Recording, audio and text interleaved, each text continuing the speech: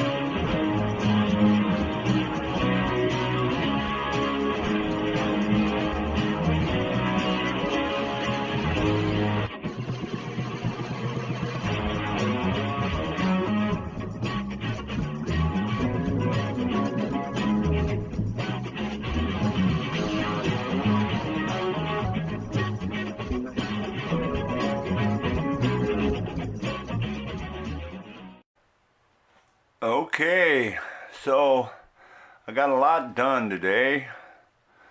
Did a lot of sanding and more sanding and more sanding. Got everything all leveled out and all sanded down.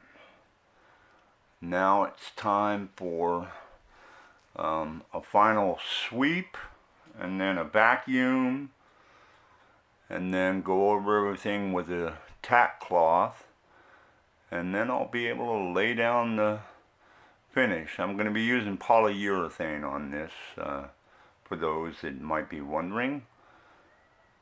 So that's my video for today. Hope you enjoyed it. See ya. Thanks for watching. Today's episode is brought to you by Lead Shed Productions.